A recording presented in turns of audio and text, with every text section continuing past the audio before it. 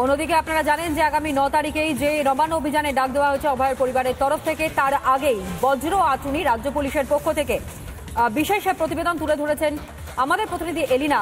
একবার তুলে ধরি আপনাদের সামনে কতটা তৎপর এই মুহূর্তে রাজ্যের পুলিশ শুধুমাত্র এই নবান্ন অভিযানকে কেন্দ্র করে। দেখুন, 9 আগস্ট, আগামী 9 আগস্ট অভয়াকাণ্ডের বর্ষপূর্তি। 1 বছর হতে চলেছে অভয়াকাণ্ডের, এবং সেই বর্ষপূর্তিতে এবার অভয়ার মা বাবা ডাক দিয়েছেন নবান্ন অভিযানের। কিন্তু সেই নবান্ন অভিযান আটকাতে রীতিমতো বজ্র আটুনি রাখা হচ্ছে। গোটা যে কলকাতার বিভিন্ন রাস্তাঘাট, সেটা এমজি রোড হোক, স্ট্র্যান্ড রোড হোক, খিদিরপুর হোক, এজেসি বোস রোড হোক, সেই সমস্ত নবান্নমুখী রাস্তা কিন্তু বন্ধ থাকবে আগামী 9 আগস্ট। আমি এই মুহূর্তে রয়েছি একেবারে স্ট্র্যান্ড রোডে। সেই স্ট্র্যান্ড রোড থেকে, অর্থাৎ আমি ঠিক আমার পেছন দিক দিয়ে ডান দিকে যদি দেখাই, সেই ডান দিকের রাস্তা কিন্তু সরাসরি কানেক্ট করছে হাওড়াকে, হাওড়া ব্রিজকে। এখান দিয়েও কিন্তু নবান্ন যাওয়া যায়। অন্যদিকে আমার ঠিক ডান দিকে আরো একটি ডান দিক থেকে দেখানোর চেষ্টা করব, এই রাস্তাটি সোজাসুরি যাচ্ছে এমজি রোডের দিকে।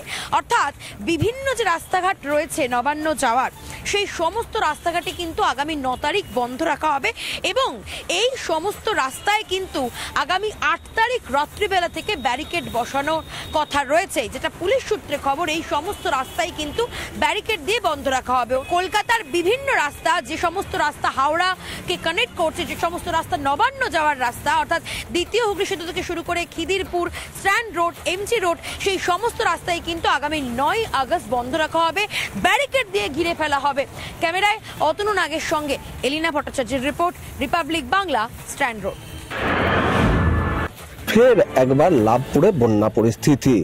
কুয়ে নদীর জল বেড়েছে। গত কয়েকদিনে অবিশ্রান্ত বৃষ্টিপাত, আর তার জেরে খাঁপুরের কাছে এই কুয়ে নদীর পাড় ভেঙেছে, আর তাতেই কিন্তু জলমগ্ন কার্যত বিভিন্ন এলাকা। আমার ভিডিও জার্নালিস্ট দেখাচ্ছে এই মুহূর্তে যে নৌকা থেকে যত দূর দেখা যাচ্ছে শুধু জল আর জল। গাছগুলো, বড় বড় গাছ, সেই গাছগুলো কিন্তু অনেকটা অংশ করে জলে ডুবে গিয়েছে, এবং গ্রামগুলো কার্যত যোগাযোগ বিচ্ছিন্ন হয়ে পড়েছে। ওই দূরে গ্রাম দেখা যাচ্ছে, এবং সেখানে গাছের ফাঁকে ফাঁকে যেটুকু দেখা যাচ্ছে যে লোকজন বসে রয়েছেন, এবং ওই গ্রামের মানুষজন তারা কিন্তু তাদের নিয়মিত কাজ চালিয়ে যাচ্ছেন। এই মুহূর্তে জল কবে নামবে এবং যেভাবে বৃষ্টিপাত হচ্ছে, তাতে কিন্তু ফের একবার যে অশনি সংকেত যে এই নদী চড়ে বাস, আর তাই তাদের যে বর্ষা এলে পরেই দুঃখ, অর্থাৎ যে জমি বিঘার পর বিঘা জমি যারা ধান চাষ করেন, সেই জমি কার্যত জলের তলায় চলে যায়। লাভপুর থেকে মনোরঞ্জন চট্টোপাধ্যায়, রিপাবলিক বাংলা।